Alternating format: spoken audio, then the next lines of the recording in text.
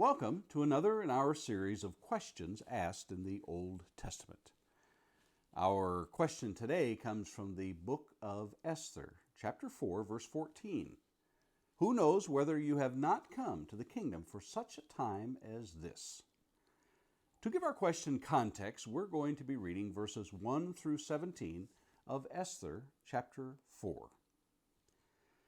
When Mordecai learned all that had been done, Mordecai tore his clothes and put on sackcloth and ashes, and went out into the midst of the city, and he cried out with a loud and bitter cry.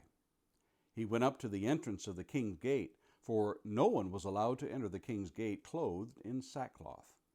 And in every province, wherever the king's command and his decree reached, there was great mourning among the Jews, with fasting and weeping and lamenting.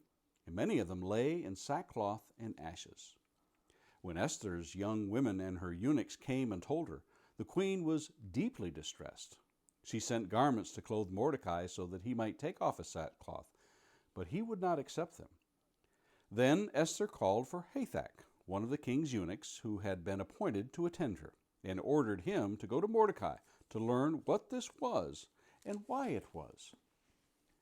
Hathach went out to Mordecai in the open square of the city in front of the king's gate, and Mordecai told him all that had happened to him, and the exact sum of money that Haman had promised to pay into the king's treasuries for the destruction of the Jews. Mordecai also gave him a copy of the written decree issued in Susa for their destruction, that he might show it to Esther and explain it to her and command her to go to the king to beg his favor and plead with him on behalf of her people. And Hathach went and told Esther what Mordecai had said. Then Esther spoke to Hathach and commanded him to go to Mordecai and say, all the king's servants and the people of the king's province know that if any man or woman goes to the king inside the inner court without being called, there is but one law, to be put to death, except the one to whom the king holds out the golden scepter so that he may live. But as for me, I have not been called to come in to the king these 30 days. And they told Mordecai what Esther had said. Then Mordecai told them to reply to Esther, do not think to yourself that in the king's palace you will escape any more than all the other Jews. For if you keep silent at this time, relief and deliverance will arise for the Jews from another place. But you and your father's house will perish. And who knows whether you have not come to the kingdom for such a time as this? Then Esther told them to reply to Mordecai, go, gather all the Jews to be found in Susa, and hold a fast on my behalf. And do not eat or drink for 3 days, night or day. And I and my young women will also fast as you do. Then I will go to the king, though it is against the law, and if I perish, I perish. Mordecai then went away and did everything as Esther had ordered him.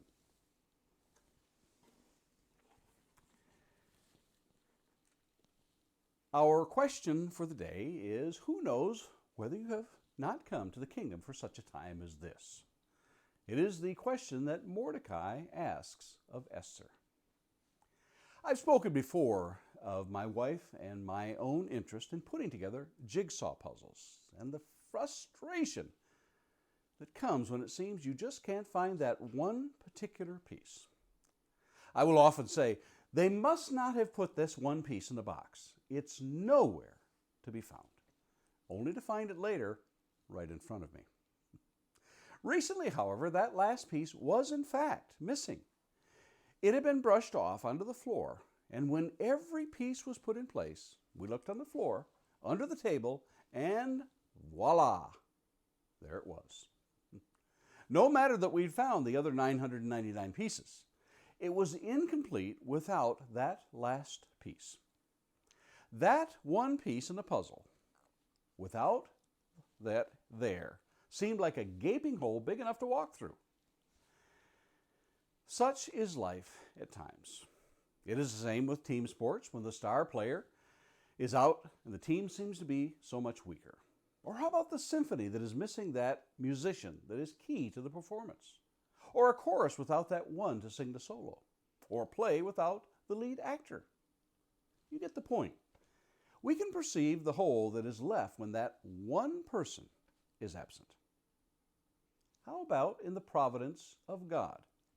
Oh, sure, in sports, you just call on the substitute player to fill in. In music, the second chair. In the chorus, the next best singer.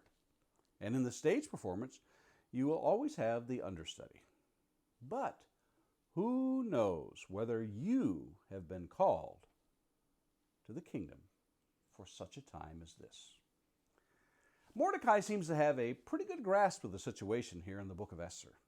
His first response is to tear his clothes, put on sackcloth and ashes. King David and all his men tore their clothes at the death of King Saul and his sons, and also at the death of Abner. Job tore his clothes when he learned of the catastrophe involving all he owned and the death of his children.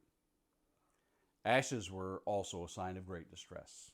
We find that Job also repented in sackcloth and ashes in Job 42. Joshua and the elders tore their clothes and put dust on their heads at their defeat at Ai in Joshua chapter 7. The people of Nineveh wore sackcloth and sat in ashes when they heard the preaching of Jonah. This was a well-known show of humiliation in the ancient world in times of great anguish and sorrow. Mordecai knows well the potential for disaster that is about to ensue. He sees the big picture and understands that piece of the puzzle that is so important. That long and winding road that has led to this moment has not escaped his notice. We may look at this situation that Esther is in as being quite undignified. We may bristle at the thought that this young woman's attributes have been focused on beauty and outward features, having spent an entire year preparing in oil and myrrh with 6 months in spices and ointments for women in chapter 2. It may seem humiliating for these young virgins to be brought before the king only to satisfy his lusty appetite. After all, it was his vanity and pride that led to his first wife, Queen Vashti, to rebel against him for his drunken exploits of women in chapter 1.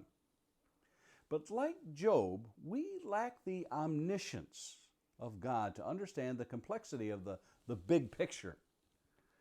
We look at ancient history through modern eyes and cannot comprehend the how and why of such things. My cousin Mordecai understands the times and the providence of God. He also understands that in the providence of God, men and women must take their place.